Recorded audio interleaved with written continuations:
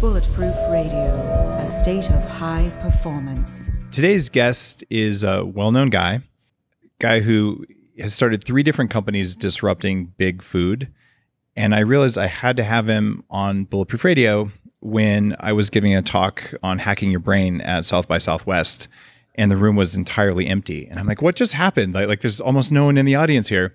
And what happened is this guy held an impromptu, we'll call it a sing-along and speech with his brother, Elon Musk, on stage at the same time as my talk. So, of course, I'm talking about Kimbal Musk, who's doing some amazing things that I was unaware of until he gave that talk at South by.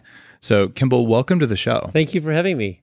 Sorry about that at South by Southwest. I mean, it was hilarious. It was too hard to turn down. You know, we got offered a space on the stage, but what the requirement was that they would allow us to sing My Little Buttercup, which is a song from the Three Amigos, which is the silliest song in the world.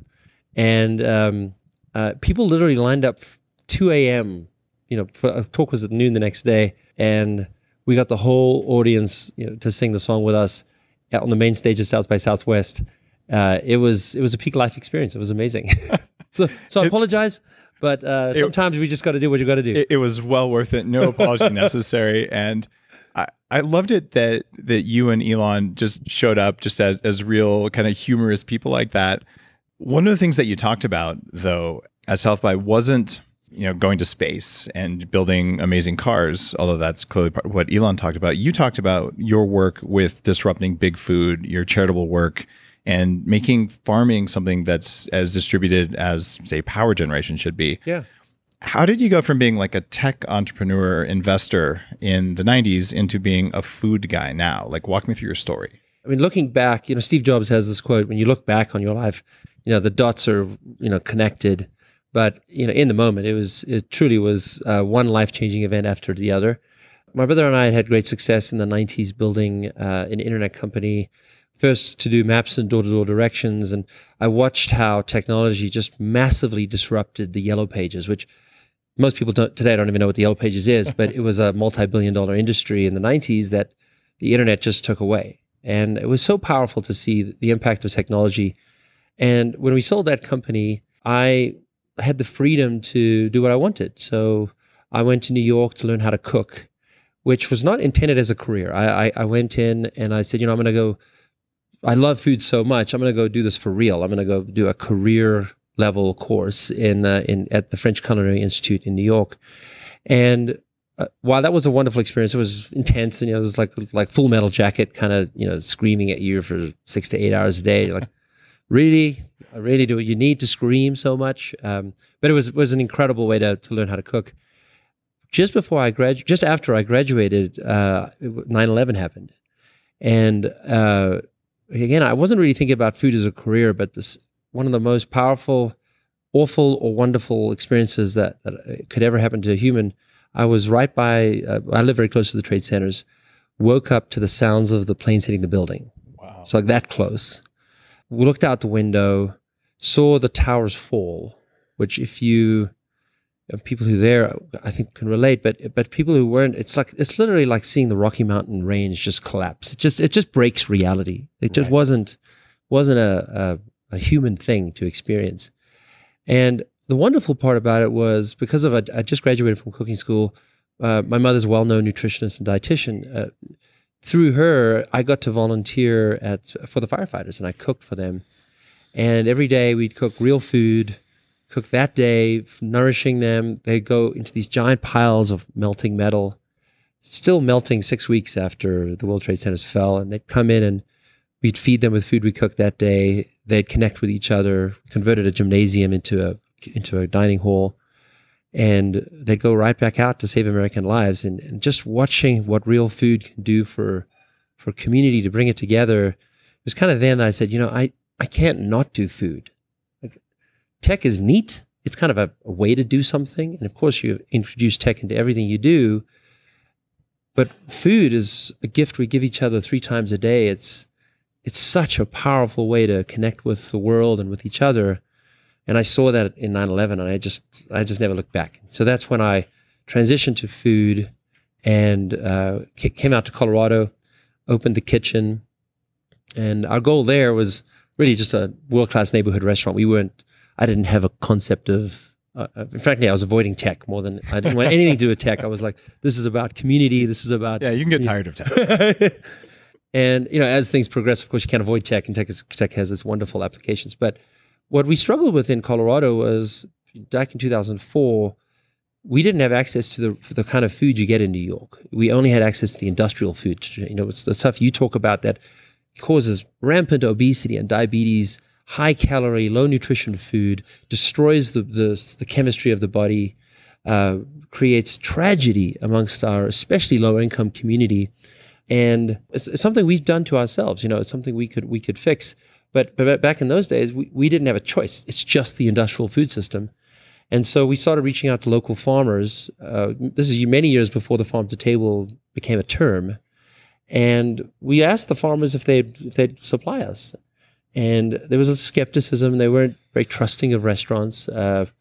But we tried, and we worked hard, and we built that trust. And we have a restaurant called Hedgerow, which is the first farm that would ever agree to work with us. And so we to celebrate their name, Hedgerow is our bistro in Denver and Indianapolis. But it was about getting the food to taste good. And that's hard. Trusting the food. And industrial food is not about it tasting good. It's about shipping it for thousands of miles. It's mostly fried so that you can fry cardboard and make it taste good. So it really is, for us, real food at the time was about just getting it food that you trust and for it to taste good. And when we started working with the farmers, we really hit a nerve. And as a result, we're one of the credited as one of the sort of the founders of Farm to Table movement, whatever that's called, whatever the term is. But we saw success because it just tasted so much better. Speaking of starting restaurants, we're actually doing this interview at Next Door, which is your restaurant down on Pearl Street in Boulder, which is why people might be hearing dishes in the background and all. And it's an amazing thing because I checked out the menu. It's all real food, as you'd expect, and it's very affordably priced. And something that you've talked about is you would like to have 1,000 of these around the world in order to make food that's good for you, that tastes good and is affordable, because not everyone can drop $50 on a meal. Right. In fact, no one should have to do that to get real food. Right. How are you going to get this concept into 1,000 locations? Like that is mega scale. That sort of leads me to another life-changing event for me. So the kitchen is today a well-respected, very successful restaurant, but it wasn't quite moving the needle for me. We need the kitchen because what it does is it helps build a local farm supply chain. It works with farmers in a very flexible way, but the price point is just simply too high. It is a $50 average ticket per person. And I was really frustrated with this. And in 2010, while I was tackling with this challenge, it was like an existential challenge. Like I'm here to just make food for wealthy people. Like it's just I feel like I have a greater purpose in life. And I went down a ski hill in 2010 in Jackson Hole on an inner tube, and the tube flipped.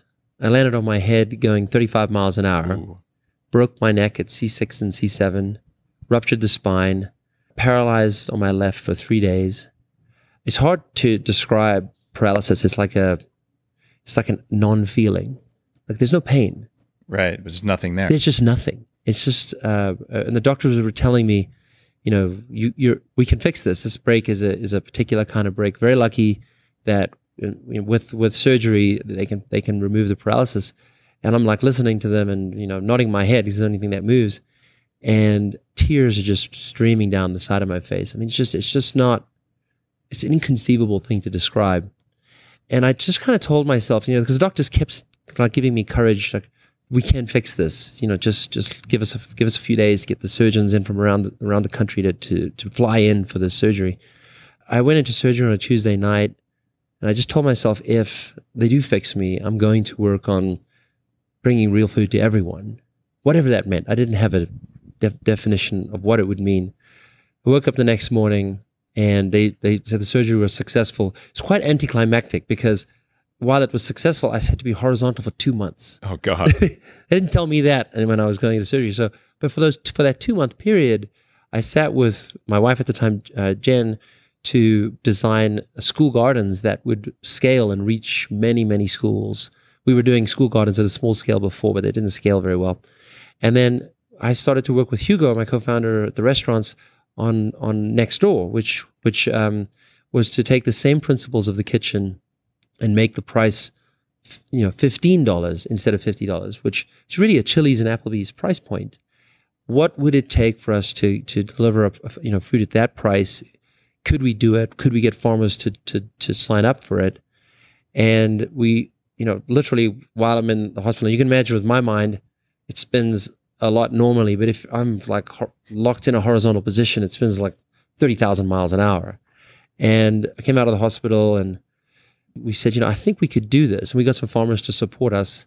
And so Next Door is same principles of the kitchen, work with local farmers, real food that we trust, real food that we trust to nourish our body, real food that we trust to nourish the farmer, real food that we trust to nourish the planet, and to do it at prices that normal Americans can afford. So our goal is to replace all the Chili's and Applebee's in the country. Now, the people, I think hedge funds probably, who own Chili's and Applebee's at this point are probably not so happy about that. Like there is a big food industry that's just well entrenched. Like the processes, the ways we've been doing things, the ways we think about food. How cheap can we make it? Can we make it taste good enough, right? And hopefully be a little bit addictive, so you'll come back really often. Right. How are you going to break that? Well, I've watched industry after industry be disrupted. I happen to have lived. You and I both live in a very interesting time. The information revolution has disrupted one industry after the other, and there's no doubt in my mind, food is the current one, and is being disrupted as we speak. But the consistent thing is that the existing players just never figure it out. Like even in Tesla with electric cars, GM still hasn't figured it out. And how could they miss that, right? I mean, how could they miss that? But it's like they're working on pickups pickup trucks, because that's, in their mind, the future. And you're like, wow. And so it's never really a case of the existing players and how they feel, because that really doesn't matter. What matters is creating a product that meets the customer and the guest at the where they need it. So creating real food that truly nourishes the guests, that they connect with at a price they can afford, that's what matters. And that has been a great success for us. There's two things you talked about there. One is supporting farmers. The other one, though, is like nourishing the planet with the food that we eat. How do you see the system of food? Like, how does that work in your mind? Explain to me. Yeah, I mean, we work hard on this. So this idea of real food is food you trust to nourish your body, which I think you talk very well about. And I think that you've really helped move millions of people to really understand how important it is that food really nourishes your body. We take it another level where to say, actually, you also need to think about the farmer. And if you can include the farmer in your thinking, where you trust this to support and nourish the farmer, you really start building an ecosystem which thrives and brings more nourishing food to you. The final one is we have to understand how this impacts the planet. Mm-hmm. And we, for example, didn't do burgers for a long time at Next Door. People wanted burgers. They love burgers. We couldn't find a way to do it that resonated with our values. And eventually a rancher came to us and said he's willing to sell us the whole cow. And we would be able to control and work with the rancher on what the animal would be fed from birth until they're served in our restaurant. Every single thing they eat and everything they do, the manure would go and be a carbon sink in the soil. And so we kind of said, hey, I think we can do this. So the prime cuts will go to the kitchen or hedgerow, but the burgers can now go to Next Door. And we found a way to serve burgers that is truly real food, that we totally trust, to nourish the body, to nourish the farmer, and to nourish the planet. And we are so proud of that work. It has been such an impact, and it shows other restaurants that it's possible. About 90% of small farmers have day jobs. because they can't make ends meet. And I've studied this. I live on a 32-acre small farm. We do permaculture. We have 4 sheep and 2 pigs. Where's the farm? Outside Victoria, BC. Okay, cool, awesome. And I wanted to grow my own food. I wanted my kids to experience that. And it's a lot of work. I'm a permanent resident, but I'm American. Okay, cool. Yeah. I have a Canadian passport, so that's how I came to Canada in '91 to study there, and I love Canada. And then I moved down to California and became a citizen of America in 2004. Well, congratulations. I'm still working on getting my Canadian passport. I'm hoping it'll happen in the next year or two. It's a wonderful country. I love Canada. I've been there for 8 years. Really, really appreciate it. Yeah, and some of my best friends come from Victoria, so it is it's a gem of a place. Well, come and visit it. Yeah. It's got an amazing farming ecosystem there, and not a lot of glyphosate sprayed, and very clean air and water. Yeah, and those are. It's kind of hard to live up there and run a big company, but I do it because, well, when I'm home, I can recharge and I know what I'm eating, and I know everything about how the plants grew. I know what the animals ate. Colorado is building a similar kind of ecosystem. We've watched it happen. Back in 2004, we had a thriving farmers market, and that was pretty good, but it's easily 10 to 20 times the size it was back in 2004, and that's because consumers are really appreciating how much better it tastes to get food from local farmers, how much more they trust it. And the local farmers have also started working with a lot more restaurants, and it's become, farm to table is now a thing. It's amazing. And it pays farmers a living wage, which is like farmers and teachers kind of get screwed. They both do the hardest work and get paid the least, right? I think that certainly is the case in industrial farming. If you are a 100-acre farmer in Iowa farming the industrial product of corn or soybeans, most of which just goes to ethanol or high fructose corn syrup. It's just terrible, horrible uses of our beautiful land. You still only earn, I think the average income is $22,000. Yeah. I mean, it is so terrible. But if you are a local farmer close to a city like Denver, and you have a 30-acre farm, you could actually have a total revenue line of maybe $500,000, and you live on the farm. It's a pretty good life, and you might have income for the family in the $100,000 to $150,000 range. That's actually a pretty good life, and you're a real part of the ecosystem. Yeah, and you can see what happens when animals poop on soil. Yes, and you regenerate. Coming back to the planet and how it regenerates the soil. Exactly. And what we're talking about there is a move from centralized to decentralized, which happened in computing, where we both sort of cut our teeth. We have this decentralized cloud. There's still some centralization, but there's more compute power on our iPhones than we used to have on servers a while ago, right? And we're talking about doing that with power. Putting a battery in your house, doing solar in your house, where all of a sudden we're not generating these massive plants. And now we're doing it with food. And one of the side effects of this, one that I'm targeting, is that we can have healthy soil and we can have food that doesn't have to cross the globe for us to eat it, which reduces fuel consumption. So everybody wins on this, except the big food conglomerates who want the high fructose corn syrup fried in canola oil or whatever. Well, the big lie about this is one of my infuriating pet peeves of the Monsantos of the world is they hide behind this mantra that they're feeding the world. And the truth is they're not at all. GMOs have not succeeded in doing that. But worse than that, 40% of the farmland that grows corn, 40%, which is 25 million acres, that's twice the size of California's Central Valley, farms ethanol. So we don't actually know what to do with our land because we don't have any other use for it. Well, we should be growing real food on it. But what we're doing with these folks is these poor farmers are stuck in this industrial food system. They don't know what else to farm. They don't understand real food. And it's the saddest thing. And the most angry and bitter farmers out there are the ones that are farming this industrial food system. But from the planet perspective, ethanol is neutral at best. It takes a gallon of oil to produce a gallon of ethanol. It's the worst decision ever. And it's a monstrous subsidy to the industrial food system to keep it alive. When we come to our senses around ethanol, which will either happen through government realizing that's a stupid idea. Even the oil companies hate it. I mean, if the oil companies hate it, it's a bad idea. It's just incredible. And so where we're headed, either electric cars will take over, or eventually electric cars will take over. We won't need ethanol. But there are other ways to come to our senses. We're going to have a lot of farmland to farm real food. And I get really excited about that. One of the problems that I'm concerned about when I put on my future hat is that we're spraying a lot of stuff on the soil in these farms that destroys the soil. And there's a complex web of mushroom family of fungi. There's bacteria. And when you spray chemicals on that, you disrupt that and you end up with sort of this like substance that holds up plants, soil. Yeah. but there's no life in it. Yeah. Are you working on a way, or have you seen technology to help restore the soil? Because like you said, there's going to be 25 million acres where there's no animals at all right now. So we talk about animal cruelty and all that. There's just no butterflies. There's no mice. There's no turtles. There's no salamanders. There's no nothing. It's sterile.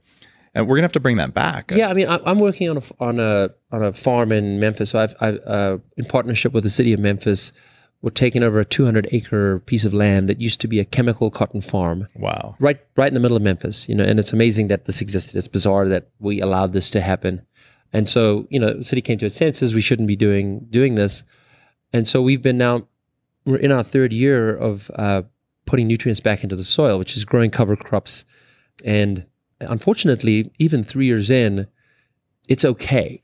It's going to take 20 years to have that soil be thriving again, but we're on our way. So I think the challenge, of course, is going to be how do we, kickstart it? How do we accelerate it? How do we figure that out? And I continue to noodle on that to say, okay, if we can figure out what to do with that land that's currently farming ethanol for corn at a loss, people are losing money. Right. It's just such a waste of our beautiful land. I know at some point someone will, either I'll do it or someone will figure it out, because it's just an opportunity waiting to be solved.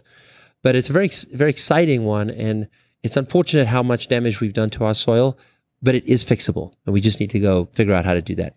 One of the first steps is get this decentralized food production back online. Yeah, totally. And part of the discussion there involves animals. And there are a group of people who say, you should never eat an animal. And I was actually a raw vegan for quite a while, and it did bad things to my health. Oh, really? Like really bad things. And I've heard that story over and over. And I was very well educated, mixing the right foods and all. But I look at eating industrial meat as something that I don't do. I wouldn't ever serve it at the Bulletproof coffee shop. I wouldn't. Right. I don't put it in my kids. I don't put it in my body. And I'll eat a vegan meal before I'll eat that, because it's not food. Exactly. On the flip side, though, I mean, you're serving meat. Right. I recommend only grass-fed animals, hopefully from someone you know. Yep. What's your take on the environmental pros and cons of eating meat? Yeah, I think you and I probably have a similar attitude or philosophy, which is, industrial meat is so bad. It's bad for you. It doesn't taste that good. It's meant to be, shipped and growth hormones just to do awful things to our animals. Their hooves are small. They literally can't even stand up, and it's an awful thing that we do to create a poor quality product, but it's high calorie, not healthy for people.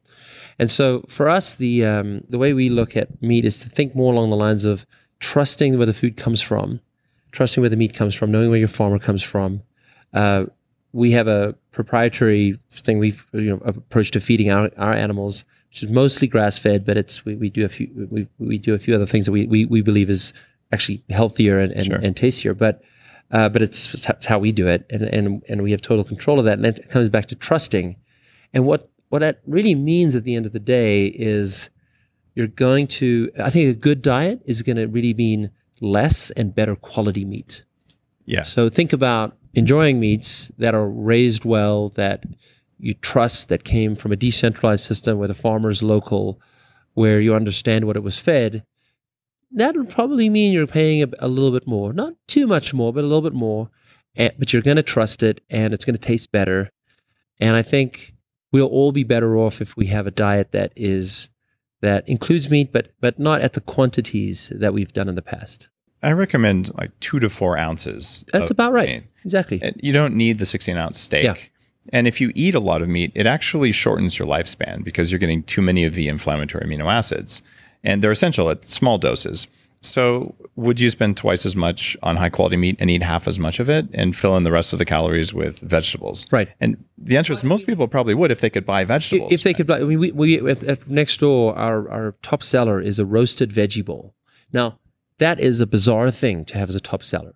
There's no way any other restaurant concept in the world's top seller is a roasted veggie bowl. In Santa Monica, our coffee shop, that's our top seller too. It has grass-fed steak on top. What we of do it, though, yeah. exactly, is what we say is Nice. 2 to 3 ounces of protein, meat protein. So my favorite is curry chicken. It goes on top of it, and it's just the flavors come together. You can put we don't actually offer beef with it, but if people could ask that. But the reason why it's so popular is because it's exactly the solution we just described. It's a wonderfully satisfying meal of vegetables. You know where they came from. They're organic. They're delicious. And then you put a few ounces of protein on it. It really is that perfect rounded meal. One of the things that frustrates me, I travel sometimes 150 days of the year. So I have control of my food when I'm at home. When I'm on the road, sometimes I'm like, I think I'll fast. Like there's just nothing I want to eat here. But even you and I have the same philosophy. It's like I literally, sometimes I'm in areas where it's just McDonald's. A few others is like, I think I'm going to starve. Yeah, like it's okay to not eat for a day, exactly. right? Exactly.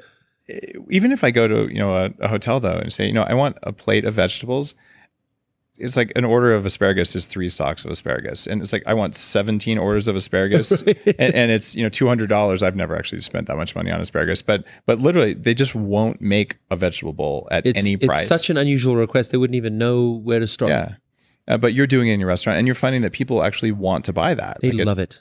And but you do have to create that satisfying rounded meal. Yeah. If what we did at Next Door was a preachy, unsatisfying vegetable bowl with a little bit of meat on it because we're reluctantly doing that, it just wouldn't succeed. And I think it's really about understanding. You have to meet the guest where they are, which is they do want food they trust. They do want food that nourishes them. They do want food that nourishes the farm and the planet. It's got to be affordable. It's got to taste good. And also, when you're done eating it, you shouldn't still be hungry. You can tell if you were nourished. Yeah. And a lot of times you see, these fluffy raw kale bowls or something. You eat that, and I feel like I didn't eat. Can I have a lot more? Are we going to have lunch yet or dinner yet? and so there's a feeling, and I like to call it like a food high. Yeah. And you actually make food that does that at a crazy low price point, which I really admire. Our price point is on average $10 for an entree, and with a beer, with a wine, our average ticket is $15 per person. We are very proud of that. That is extremely affordable, and matches, maybe it's a little higher, maybe $1 more than a Chili's or an Applebee's, but we actually use a lot of automation to actually take food in from the local farmer and cook it consistently. If your industrial food system, that you're a Chili's, you're getting a chicken sandwich, that piece of chicken was grilled 1,000 miles away. Right. And they'll laser little grill marks on it, so it looks like it was grilled, but it's literally cooked 1,000 miles away, and the skill of the chef is a pair of scissors, cut it out of the bag, put it in the microwave, put it on your plate. That's not even an exaggeration. That's exactly what they do. But at Next Door, our food, we have no freezers. Food comes in fresh every day. How do you do that? Because our line cooks are wonderful. Our chefs are wonderful, but they're young. They're 18, 20, 22-year-olds. They don't have 20 years of skills to learn how to cook this stuff. But automation enables us to help them, empower them, an 18-year-old to cook like a 2-star Michelin chef within a few hours. That's what's disruptive about what you're doing. It's that your assumptions are different than what Big Food created. Big Food just said, look, how cheap is it? Does it look pretty enough? And does it taste good enough? And that's really the only algorithm. And they'll go down to what is the least good it has to look? What is the least tasty it has to be? What is the least nutrition it has to be? Because everything for them is price. There is no regard for anything else. And you're betting essentially that people are going to spend $1 more to get a meal that's trusted and nourishing and makes them feel good. Yeah. And I'll tell you, lots of people will spend $5 more, $10 more. And I'm lucky, especially the amount I travel, I will spend all of my travel budget on quality food because I do not know how to perform. We've actually done studies at Next Door with our guests, and consistently people are kind of, this is going to sound a bit weird. They're like, this should cost more, because it comes back to trust, right? So they're used to going to Whole Foods and it's quite expensive, or they go to other restaurants and it's quite expensive, and then they come to Next Door and it's 1/3 the price. They're like, the feedback we get is they kind of want it to cost more, and our answer to that is actually, for you guys, you're in Boulder or you're downtown Santa Monica, sure, you can afford more, but that's not the goal. Goal is to be in 2,000 restaurants across America. So our price point has to be accessible to middle America. It has to have, get people excited to eat it.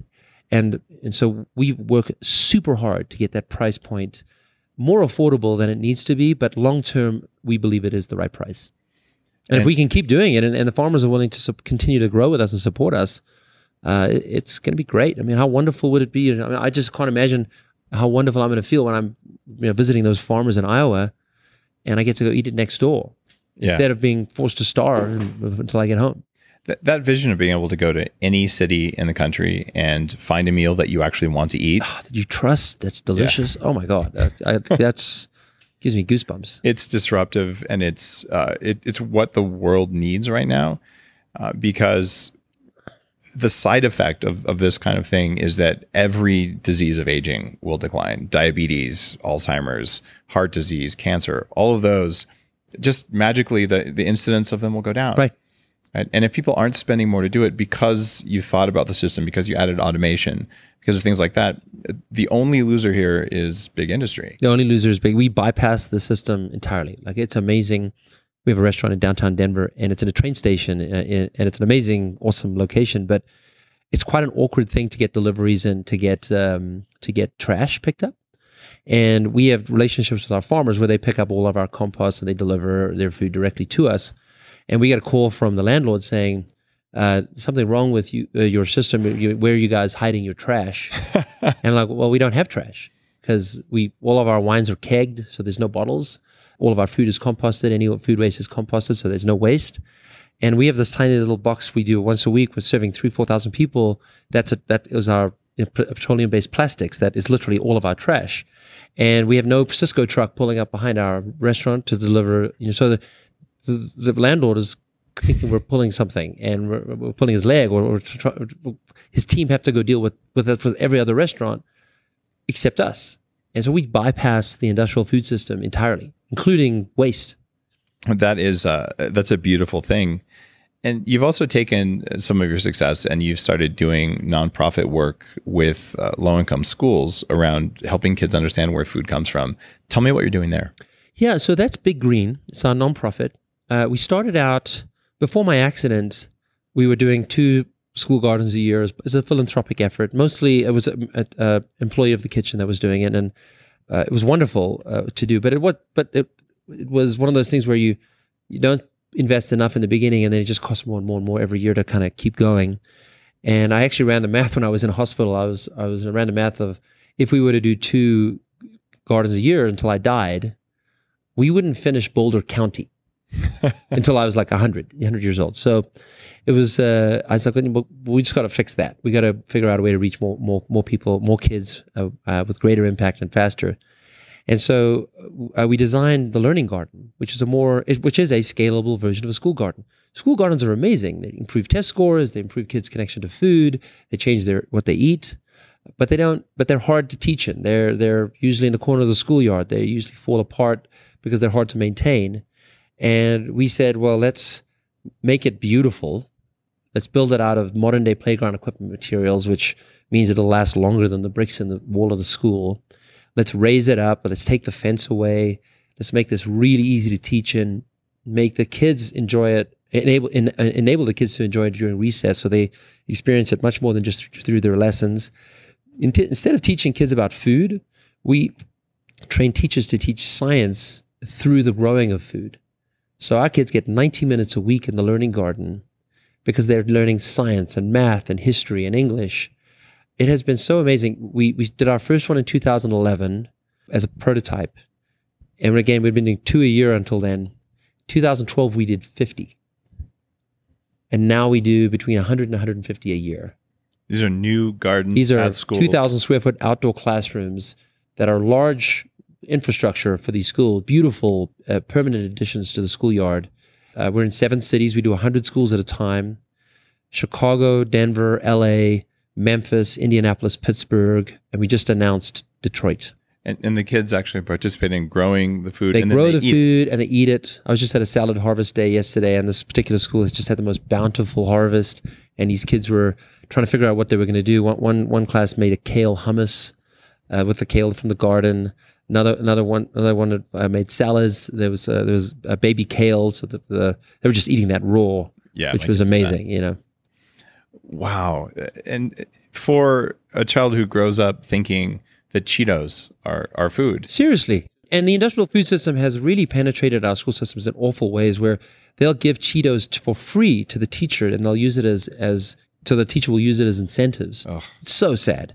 And we have one teacher that now uses that grows strawberries in the learning garden, and they use strawberries as the incentives. So strawberries, it's not super bountiful. So if you have a little area, a little bed of strawberries, you might have, I don't know, 30 to 50 strawberries. So, but picking them when they're ripe, when they're delicious, that's something the teacher can now use as incentive. Oh my God, it's the most wonderful thing. And these kids get so excited and they get so protective of their strawberries, and it's so wonderful. That's a life-changing experience. It's wonderful for children. There's something else though around decentralization, and these aren't growing enough food to feed all the kids every day, right. But it's part of the experience of food. You've done some work around taking shipping containers and turning them into high productivity farms, because there are places where there isn't enough sun, there isn't enough soil, there isn't enough water, but we still want food, and we don't want food shipped around the planet. Right. What are you doing in that space? Yeah, so I've been working with farmers, and I continue to work with soil-based farmers primarily, and they're wonderful folks. But they're not young; they're pretty old, and I continue to encourage young people to get into farming and work with a number of organizations. The National Young Farmers Coalition, phenomenal group. The problem is, what I found is that all of our young folk live in the city, right? And they want to live in the city, and we're urbanizing at a rapid pace. So, trying to sell someone on go to the farmland of Iowa it's a tough sell. There's not a lot of dating and parties. No, it is a tough sell. You're a millennial, and like, oh, cool, I'm going to go to Cedar Rapids. Like, I don't think so. And I think over time, maybe those cities will kind of find a way to attract folks. But the reality is our young folk are in the cities. And so I found this, we've been watching urban farming tech for a long time. And to be quite honest, up until about 5 years ago, it really was an industrial food product. It didn't taste good. It wasn't really grown to be nutritious. It wasn't grown to taste good. In fact, there's this famous or infamous thing called a Holland tomato. Mm-hmm. Holland tomato is most of the indoor farming tech over the years comes out of Holland. Is a tomato that is designed to it looks red. It is round. But if you eat it, it just tastes like water. Mm-hmm. But it's heavy, and people buy tomatoes by the pound. So it kind of matches the industrial food system's ethos of let's get something to the consumer that looks like a tomato, weighs a lot so we can charge more for it, looks round and red, and it's shelf stable so we can ship it thousands of miles. The truth is it doesn't taste good. It has virtually no nutrition to it. And that really is the history of urban farming.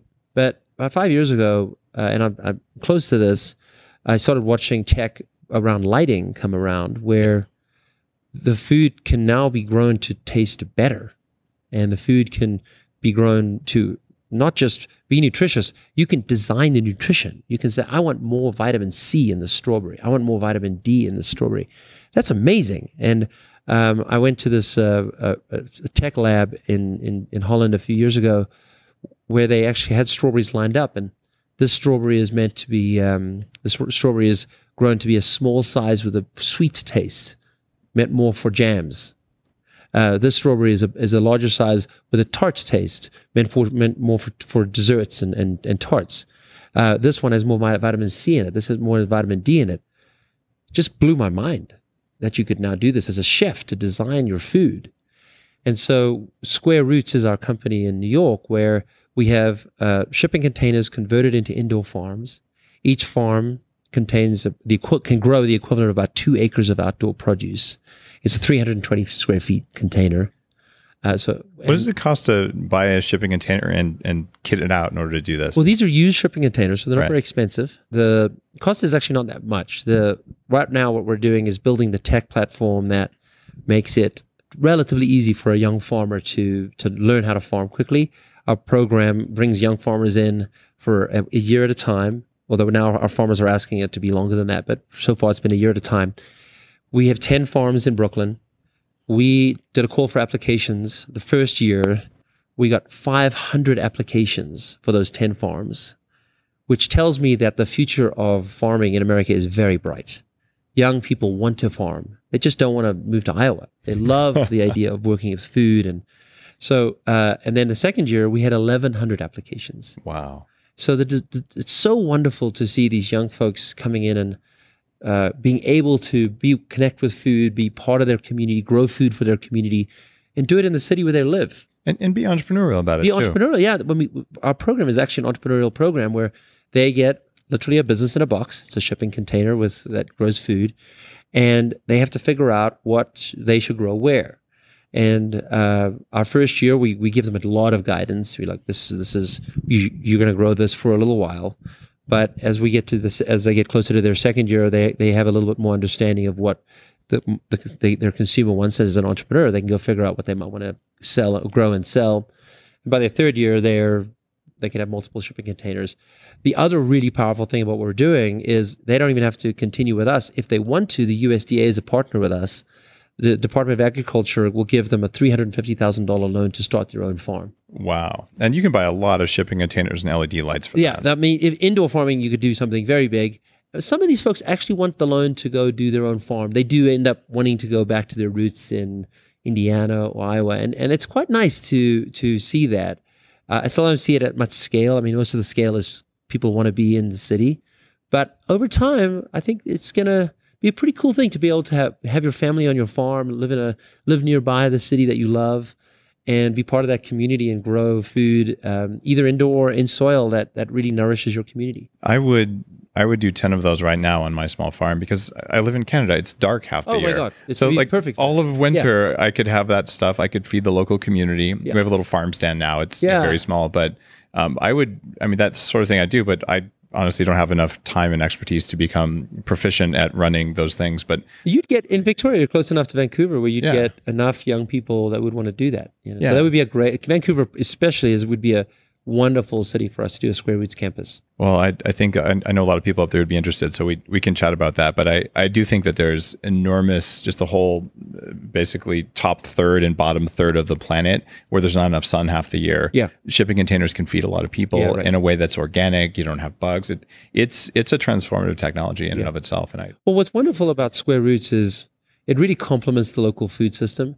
The soil-based farmers are generally sold out. Yeah. It's because of the farm to table movement, because of the desire for local food, if you're a soil-based farmer in the New York area, you are sold out. What we do at Square Roots is we complement that and add supply in the local supply, and we're really taking the business away from shipping in food from Australia or Mexico, where it may be organic down there, but this is ridiculous that we shipped food thousands and thousands of miles. I mean, sometimes even lettuces. This is so bizarre that we do that. And so Square Roots has really been this powerful complement to the local food system that's already there. I see a really bright future for what food's going to look like over the next 10, 20 years. And it has to be decentralized. It has to be local. And it can be with automation and with urban farming check. It can be decentralized. It's better if it's decentralized. It's tastier. You don't have to transport it. You support your local farmer, local business people. This globalization that we created over the years has its benefits, but one of them is not tasty food. It is not nutritious food. It's terrible. It's food is not meant to travel like that. Food is supposed to be connected, and you're supposed to trust it. And Square Roots is doing that. Next door, other restaurants that connect with local farmers are doing that, and it's wonderful to see the change that's happening.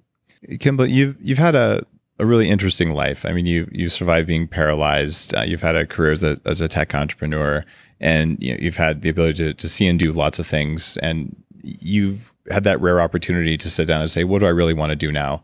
Because I can do whatever I want to do. And just based on your life's learning and everything you've seen and done, if someone came to you tomorrow and said, Kimbal, I want to perform better at everything I do as a human being, what are your 3 most important pieces of advice? What would you offer? Well, I think this is going to obviously be obvious. 3 colorful meals a day. And what I mean by color is most Americans will eat, brown food, beige food, meat and potatoes, things like that. And there's nothing wrong with that. But add color to your plate, and you'll just have a spring in your step. Your blood sugar levels will be in a healthier place. You'll get the nutrition your body needs. So that's number one. I find being outdoors, to me, changes my life. I live in Boulder. It's one of the most beautiful outdoor environments. But get outside. Get out of the office. Get out of your home. Just be outdoors. Even if you're in New York City, just go to Central Park. Do whatever. But be outdoors more. And I think technology, for all of its benefits, has sometimes sort of drawn us into a cave, and we're not really meant for that. And then the final one, this is something that I've learned from when I was 12 years old, is eat with your friends. Eat with your family. Don't eat alone. It's different to nutrition. It's just different to what you should eat. Eat with your friends, eat with your family, and connect with each other. And you'll just have the most wonderful life, because those relationships that you can build when you eat with each other, I think make life worth living. Thanks for all the work you're doing in the world, and thanks for continuing to do new and innovative and disruptive things, even though you don't have to. And thanks for being on the show. Well, thank you so much for having me. If you like today's episode, you know what to do. Go support Big Green, which is Kimbal's nonprofit. It is something that's making a huge difference in the world. And we don't always see it when we sit down at home to eat or at a restaurant, but the whole system of food is in the middle of changing right now. And Kimbal's one of the guys making this happen. And I'm really appreciative for his work, and just for every time you sit down and choose food that was grown locally, and food that's going to make you feel better, and food that actually made the soil healthier, made the planet healthier, and provided employment for the people around you. That's just the right way to live. And thanks for listening. Thank you.